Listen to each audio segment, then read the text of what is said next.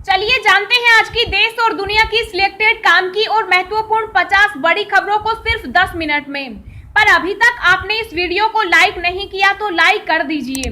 तो चलिए video start करते हैं। कोरोना के बाद अब दुनिया में फैला नोरो वायरस 3 गुना स्पीड से कर रहा लोगों को संक्रमित। सांप का जहर बनेगा इंसान के लिए संजीवनी। वैज्ञानिकों ने बनाया सुपर ग्लू, लगातार बहते खून को सेकंड्स में करेगा बंद। थम नहीं रही डेल्टा वेरिएंट की रफ्तार, अमेरिका में हालात बिगड़े। चीन ने बढ़ाई टेंशन, बना डाला शार्क जैसे दिखने वाला रोबोट, चुपके से जहाजों को कर सकता है तबाह। अब बदलने चाहिए अंग्रेजों के जमाने के कानूनों के दिन। नए दंड विधान की संहिता लागू करने के लिए सुप्रीम कोर्ट में PIL।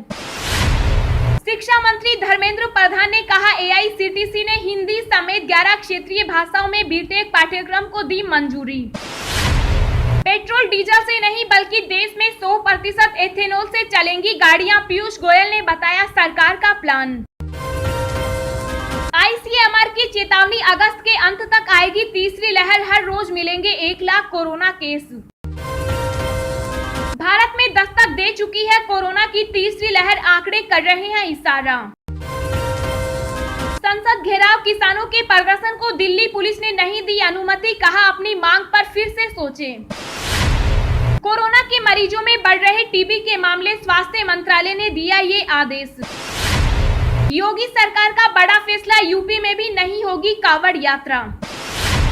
किसान मित्र ऊर्जा योजना के जरिए किसानों को मिलेगी साल में 12,000 रुपए की मदद।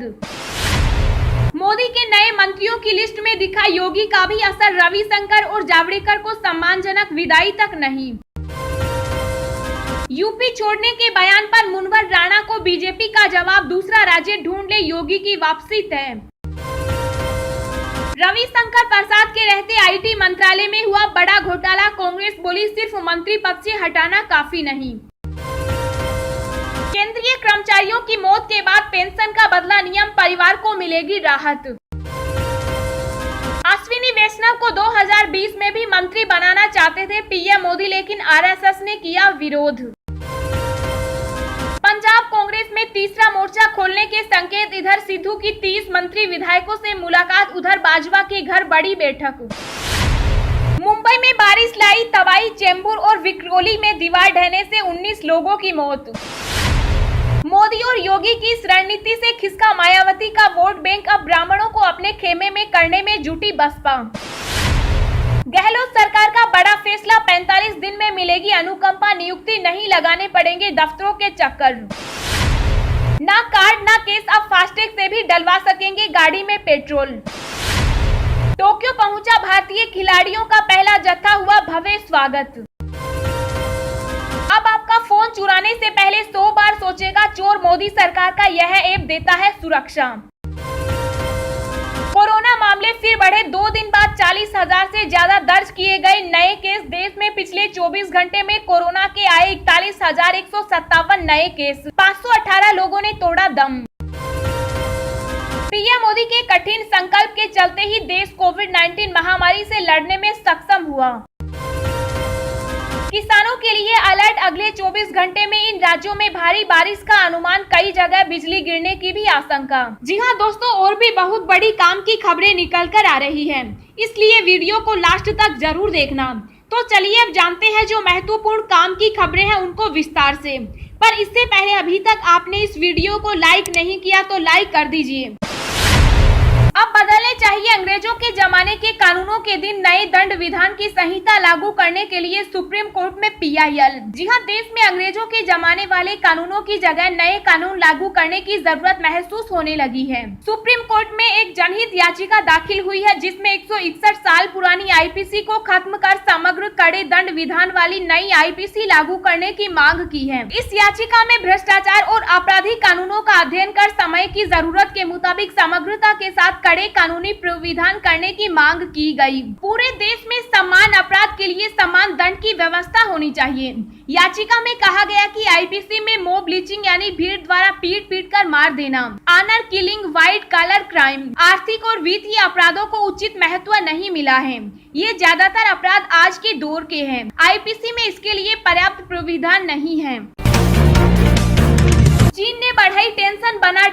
शार्क जैसे दिखने वाला रोबोट चुपके से जहाजों को कर सकता है तबाह। जी हाँ, दुनिया के चुनिंदा देशों को छोड़कर हर देश के साथ चीन की दुश्मनी है। ताइवान की सीमा हो या फिर साउथ चाइना सी, हर जगह जंग के जैसे हालात बने हुए हैं। इन सबको देखते हुए चीन खुद को हाईटेक बनाने की पूरी कोशिश कर रहा है। इसी प्रोजेक्ट के तहत उसने एक रोबोटिक शार्क ड्रोन तैयार किया है, जिसे उसने डिफेंस एक्सपो में सबके सामने रखा है। मीडिया रिपोर्ट्स के मुताबिक चीन का ये नया हथियार दूर से देखने में एकदम शार्क की तरह लगता है। साथ ही उसका आकार भी वैसा बनाया गया है ताकि दुश्मनों को उसका पता ना चल सके।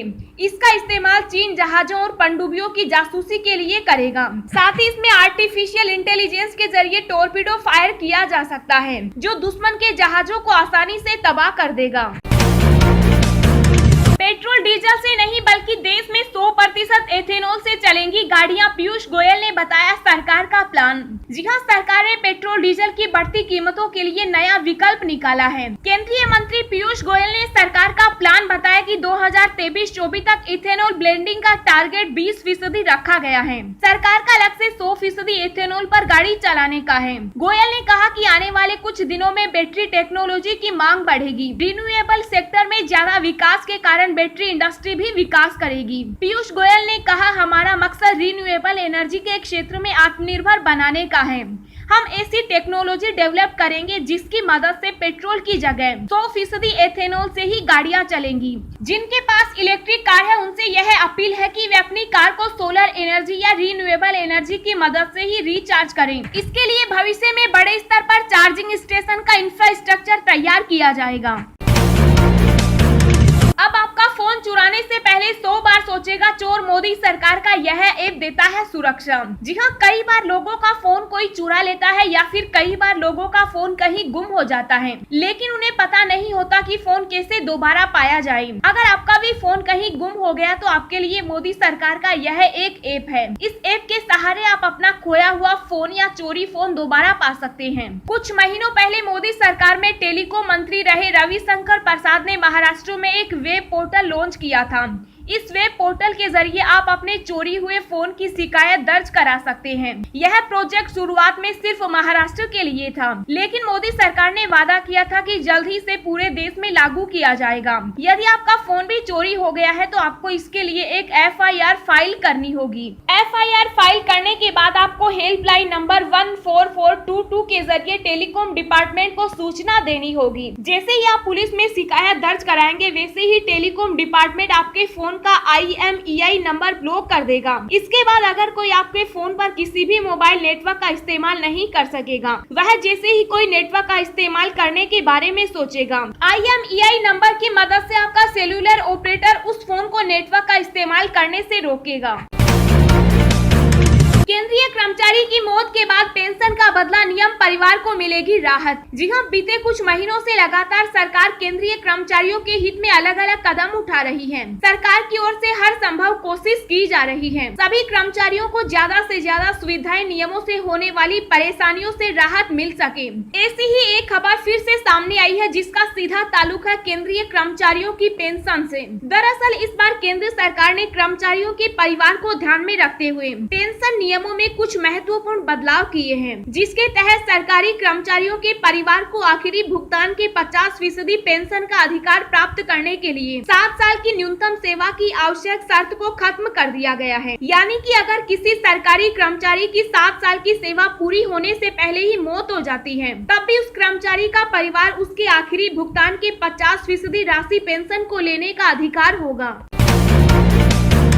किसानों के लिए अलर्ट, अगले 24 घंटे में इन राज्यों में भारी बारिश का अनुमान, कई जगह बिजली गिरने की भी आशंका। जी हां, सुस्त पड़े मानसून के सक्रिय होने के बाद पूरे देश में झमाझम बारिश हो रही है। मुंबई में लगातार हुई बारिश की वजह से नवी मुंबई में एक मकान के गिरने से 10 लोगों की मौत हो गई। भारतीय मौसम विज्ञान विभाग के अनुसार हिमाचल प्रदेश, उत्तर प्रदेश और राजस्थान के कुछ हिस्सों में हल्की से मध्यम बारिश को छोड़कर उत्तर भारत के अधिकांश मैदानी इलाकों में शनिवार को मौसम गर्म रहा। हालांकि अगले कुछ दिनों में इस क्षेत्र में भारी बारिश होने की संभावना है। मौसम विभाग के अनुसार 20 जुलाई तक पश्चिमी हिमालय क्षेत्र और उत्तर प्रदेश में भारी से बहुत भारी बारिश का अनुमान है। उसने कहा कि 20 जुलाई तक पंजाब, हरियाणा, पूर्वी राजस्थान और उत्तरी मध्य प्रदेश में भी भारी बारिश होने का अनुमान है। दिन भर की ताजा खबरें सोशल मीडिया पर पाने के लिए आप हमें फेसबुक, ट्विटर, टेलीग्राम पर ज्वाइन करें। लिंक नीचे डिस्क्रिप्शन में दी गई है।